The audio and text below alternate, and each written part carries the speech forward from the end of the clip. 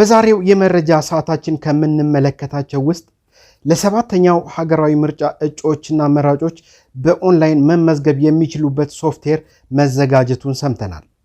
በአክሱም ከተማ ለእስር የተዳረጉ የቲቢኤስ ቴሌቪዥን የቀረጻ ባለሙያዎች እንዲፈቱ የትግራይ ጋዜጠኞች ማህበር መጠየቁን፣ የሱዳን ወታደራዊ የሽግግር ምክር ቤት ኃላፊና የሱዳን ጦር አዛዥ ሌተናል ጀነራል አብዱል ፈታህ አልቡርሃን በጀነራል መሐመድ ሐምዳን ዳጋሎ የሚመራው የሱዳን ፈጥኖ ደራሽ እየሰነዘረ ካለው ጥቃት ለመከላከል ማዘዣውን ወደ ኤርትራ ማዞሩ እየተነገረ መገኘቱን፣ በካሊፎርኒያ ሎስ አንጀለስ ግዛት የተቀሰቀሰው ህዝባዊ ማዕበል ተቃውሞ ለሶስተኛ ቀን ተባብሶ መቀጠሉን ሰምተናል። ይህንንና ሌሎች መረጃዎችን አካተናል። የአብሮነት ቆይታችሁን እየጠየቅን በቅድሚያ አጫጭሮቹን እናስቀድማለን።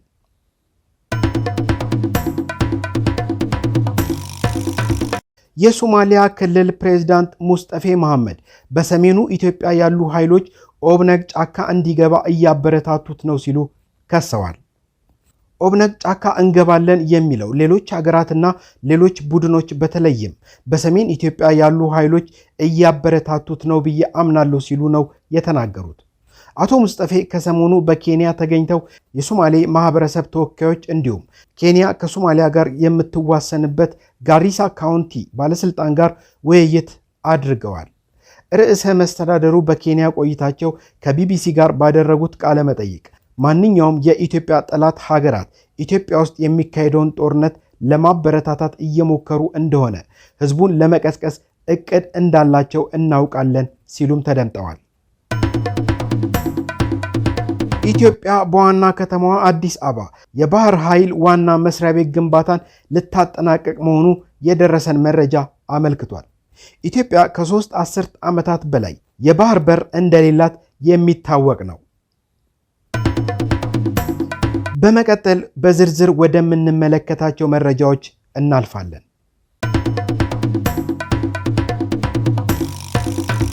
ለሰባተኛው ሀገራዊ ምርጫ እጩዎችና መራጮች በኦንላይን መመዝገብ የሚችሉበት ሶፍትዌር ተዘጋጀ። የኢትዮጵያ ብሔራዊ ምርጫ ቦርድ በሰባተኛው ሀገራዊ ምርጫ ላይ መራጮችና እጩዎች ካሉበት ሆነው በኦንላይን መመዝገብ የሚችሉበት ሶፍትዌር ማበልጸጉን ነው ያስታወቀው። የቦርዱ ሰብሳቢ ሜላት ወርቅ ኃይሉ ያለፉት 6 የኢትዮጵያ የምርጫ ሂደቶች ማኑዋል እንደነበሩ ጠቅሰው በሰባተኛው ሀገራዊ ምርጫ መራጮችም ሆኑ እጩዎች ካሉበት ሆነው በኦንላይን መመዝገብ የሚችሉበትን ሶፍትዌር ማበልጸግ መቻሉን ነው ያስታወቁት። ሰብሳቢዋ ይህን ያሉት በዛሬው ዕለት በቴክኖሎጂው አስተዳደር ስርዓት ላይ ቦርዱ ከፖለቲካ ፓርቲዎች ጋር ባደረገው ውይይት ነው። ወይዘሮ ሜላት ወርቅ ሂደቱ ኢትዮጵያ በምርጫ ስርዓቷ አንድ እርምጃ ወደፊት መራመድ የሚያስችላት ከመሆኑም ባለፈ በምርጫው ሂደት ላይ ግልጽና ተጠያቂነትን ለማስፈን ያስችላልን ብለዋል። የውይይቱ ተሳታፊ የፖለቲካ ፓርቲዎች በበኩላቸው ሶፍትዌሩ ጊዜ ቆጣቢና እንግልት የሚቀንስ መሆኑን ጠቅሰው ለግልጸኝነትና ለተጠያቂነት ምቹ መደላደል እንደሚፈጥር ተናግረዋል መባሉን ከዘገባው ተመልክተናል። ባሳለፍነው ወር ቦርዱ ለሰባተኛ ዙር ሀገራዊ ምርጫ ሁለተኛ ዙር የምርጫ ጣቢያዎችና በዲጂታል ሲስተም የመመዝገብ ሥራ ማከናወኑን ማስታወቁ የሚታወስ ሲሆን ቦርዱ ለሰባተኛው ዙር ሀገራዊ ምርጫ የተለያዩ የቅድመ ዝግጅት ስራዎችን በማከናወን ላይ መሆኑን ገልጾ ከዚህ በፊት ከተካሄዱት ምርጫዎች በአፈጻጸም ቀልጣፋና ጊዜው የሚጠይቀውን ዘመናዊነት የተከተለ ለማድረግ እየተሰራ መሆኑን ነው የጠቆሙት።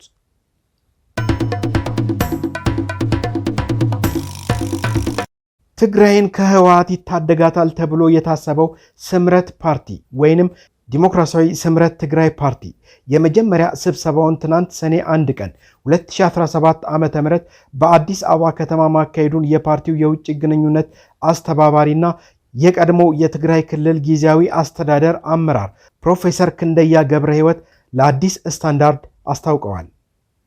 የቀድሞ የክልሉ ጊዜያዊ ፕሬዝዳንት አቶ ጌታቸው ረዳን ጨምሮ የፓርቲው መስራቾች የሆኑት በየነ ምክሩ፣ ነጋ አሰፋ፣ ብርሃነ ገብረየስ፣ ረዳኢ ሃለፎም፣ ሰብለ ካህሳይ፣ አልማዝ ገብረ ጻዲቅና ተስፋ ዓለም ይህደጎ በስብሰባው ላይ መገኘታቸው ተገልጿል። በተጨማሪም የቀድሞ የትግራይ ጊዜያዊ አስተዳደር ምክትል ፕሬዝዳንት ሌተናል ጀነራል ጻድቃን ገብረትንሳኤና አቶ አሰፋ አብርሃ በተጋባዥነት መገኘታቸውን የገለጹት ፕሮፌሰር ክንደያ አብዛኞቹ ተሳታፊዎች ከትግራይ የመጡ መሆናቸውንም አመልክተዋል።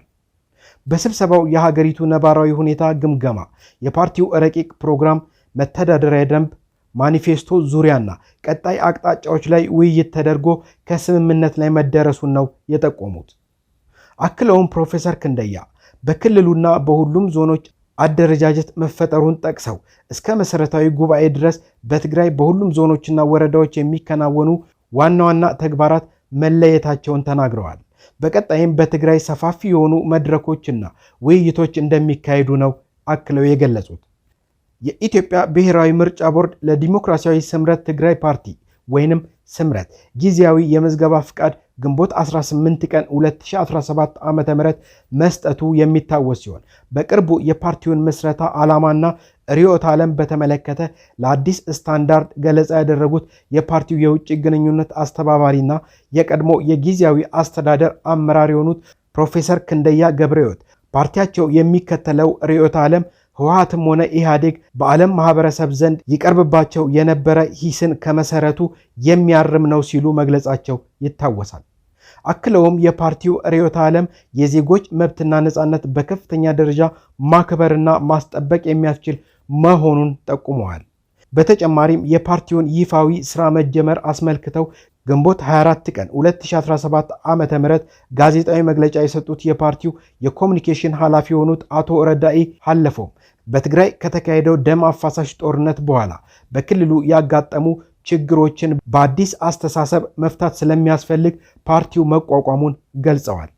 በዚህም ዲሞክራሲያዊ ስምረት ትግራይ ፓርቲ ወይም ስምረት ፓርቲ ዋና ጽሕፈት ቤቱን በመቀሌ እንደሚያደርግና በቀጣይ አንድ ወር ውስጥ ከክልል እስከ ቀበሌ ያሉ አደረጃጀቶችን መፍጠር እንዲሁም የፓርቲውን አባላት ምልመላ እንደሚያካሂድም አመልክተዋል። ፓርቲው አዲስ አበባን ጨምሮ በተለያዩ አካባቢዎች አደረጃጀቶች እንደሚፈጥር ጠቅሰው እነዚህ እንቅስቃሴዎች ከተጠናቀቁ በኋላ አንድ ወር ተኩል በሚሆን ጊዜ ውስጥ በትግራይ መስራች ጉባኤውን ለማካሄድ ማሰቡን ጠቁመዋል።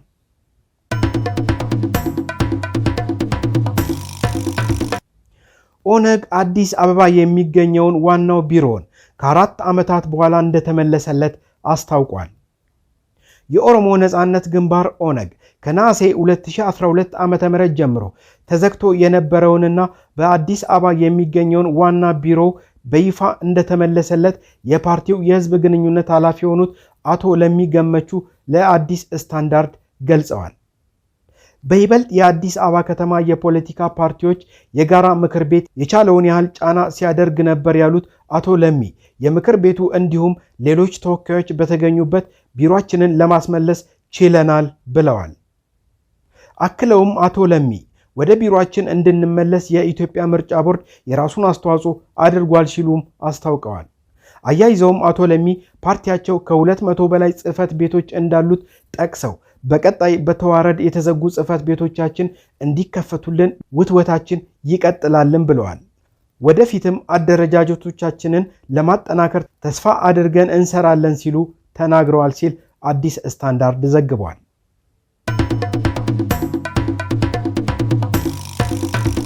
በአክሱም ከተማ ለእስር የተዳረጉት የቲቢኤስ ቴሌቪዥን የቀረጻ ባለሙያዎች እንዲፈቱ የትግራይ ጋዜጠኞች ማህበር መጠየቁን ሰምተናል። የትግራይ ጋዜጠኞች ማህበር በአክሱም ከተማ ለቀረጻ የተጓዙ 2 የትግራይ ብሮድካስቲንግ ሰርቪስ ወይም ቲቢኤስ ቴሌቪዥን የካሜራ ባለሙያዎች በከተማዋ ለእስር መዳረጋቸውን ጠቁሞ በአፋጣኝ እንዲለቀቁ ሲል ጥሪ አቅርቧል። በትግርኛ ቋንቋ የሚተላለፈው ቴሌቪዥን ጣቢያ 2 የካሜራ ባለሙያዎች በአክሱም ከተማ ስላለው የመልካም አስተዳደር ችግር ለመዘገብ ወደ ከተማዋ መግባታቸውንና ወዲያውኑ ለእስር መዳረጋቸውን አስታውቋል። ማህበሩ ትላንት ሰኔ 1 ቀን 2017 ዓ.ም ባወጣው መግለጫ ጋዜጠኞች መረጃ ለማግኘት በነፃነት የመንቀሳቀስ መብት አላቸው ሲል በማስታወቅ የቀረጻ ባለሙያዎቹ እስር ይህንን መብት የሚጋፋ ነው ሲልም ገልጿል። የቀረጻ ባለሙያዎቹ እስርን የኮነነው ማህበሩ የሚመለከታቸው በየደረጃው ያሉ የክልሉ የጸጥታና የመንግስት አካላት የካሜራ ባለሙያዎቹ እንዲፈቱ ሊሰሩ ይገባል ሲል አሳስቧል። የሚዲያ ባለሙያዎችን ማሰር ወትሮም ቢሆን ምንም መሰረት ባልያዘውና ጠባብ የሆነውን የክልሉ የዲሞክራሲ ምህዳርን አደጋ ላይ የሚጥል ነው ሲል አስጠንቅቋል። የመገናኛ ብዙሃን የክልሉን የዲሞክራሲ ምህዳር ለማስፋት የበኩላቸውን እንዲወጡ የደህንነት ከለላ ሊሰጣቸው ይገባል ሲልም አክሏል። በክልሉ ሐሳብን በነፃነት የመግለጽን መብት ለማፈን የሚንቀሳቀሱ አካላትን መንግስት አስፈላጊውን ማጣራት በማድረግ እርምጃ እንዲወስድባቸውም ጠይቀዋል።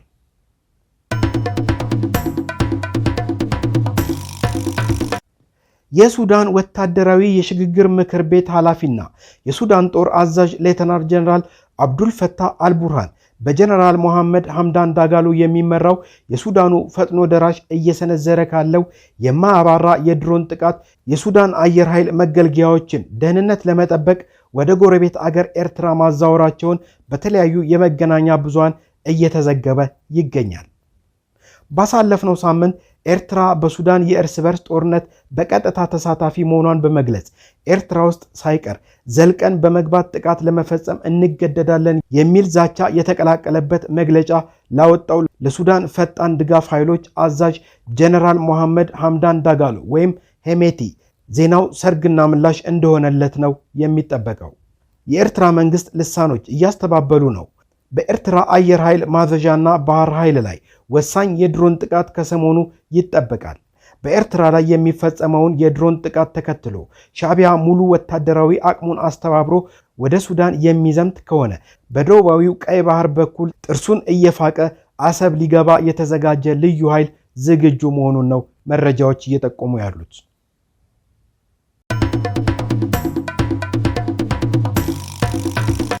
ዩክሬን የሩሲያ አየር ማረፊያዎች ላይ ያነጣጠሩ ጥቃቶችን እንደፈጸመች መረጃዎች ጠቆሙ። ዩክሬን በሩሲያ መዲና ሞስኮ በሚገኙ አየር ማረፊያዎች ላይ ያነጣጠሩ ጥቃቶችን ፈጽማለች።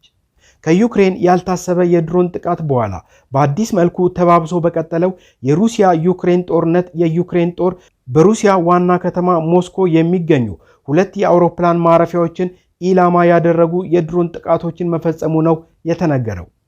የሩሲያ ባለስልጣናት እንደገለጹት በዩክሬን ጥቃት እሁድ ረፋድ ላይ አየር ማረፊያዎች የአየር በረራ አገልግሎት አቋርጠው በጊዜያዊነት ተዘግተው እንደነበረ ነው የገለጹት።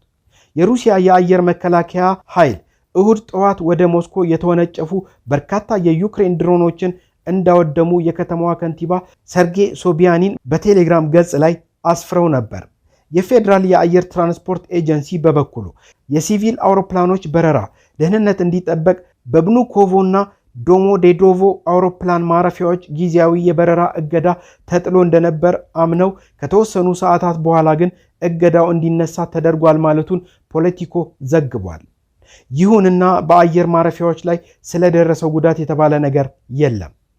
ሩሲያ ከቀናት በፊት ዩክሬን ለፈጸመችው ከባድ የድሮን ጥቃት አጸፋ የሚሆን የሚሳኤል እና የድሮን ድብደባ እያካሄደች መቀጠሏን የተነገረ ሲሆን ትናንት አመሻሽ በምዕራባዊ ዩክሬን በፈጸመችው ጥቃትም አንድ ሰው መገደሉ ነው የተሰማው። ባሳለፍነው አርብ በ13 የዩክሬን አካባቢዎች ከ450 በላይ ድሮኖችንና ከ40 በላይ ሚሳኤሎችን በመጠቀም የወሰደችው ከባድ የአጸፋ እርምጃ መላው ዩክሬንን ያካለለ እንደነበር የዩክሬን ፕሬዝዳንት ቮልዲሚር ዜሌንስኪ መናገራቸው አይዘነጋም።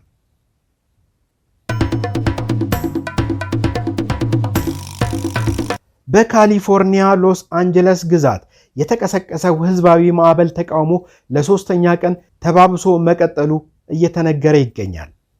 የዶናልድ ትራምፕ አስተዳደር የወሰነውን የኢሚግሬሽን ፖሊሲ በመቃወም ሰልፈኞቹ ወደ ሎስ አንጀለስ አደባባይ የወጡ ሲሆን ከጸጥታ ኃይሎች ጋርም ተፋጠዋል፣ ተጋጭተዋል። ዶናልድ ትራምፕ የኢሚግሬሽን ፖሊሲን በመቃወም ሁከትና ብጥብጥ ያስነሱ ተቃዋሚዎች ሎስ አንጀለስ ህገወጥ የመሰብሰቢያ ቦታ አለመሆኗን በመግለጽ ሰልፈኞች ወደ ቤታቸው እንዲመለሱ አዘዋል። የሎስ አንጀለስ ፖሊስ እንዳስታወቀው ከሆነ ሰልፈኞቹ በከተማዋ የሚገኙ ህንፃዎችና ተሽከርካሪዎች ላይ ጉዳት እያደረሱ እንደሚገኙ ነው የገለጹት። ሰልፎቹንም ህገወጥ ስብስብ በማለት ነው የገለጸው። የትራምፕ አስተዳደር ተቃውሞውን ለማርገብ የአሜሪካ የባህር ኃይሎችን ሊልክ እንደሚችል እየተገለጸ ሲሆን የሎስ አንጀለስ ገዢ የሆኑት ጋቪን ኒውሰም የትራምፕ አስተዳደር ያወጣውን የኢሚግሬሽን ፖሊሲ መቃወማቸው ነው መረጃዎች እየጠቆሙ የሚገኙት።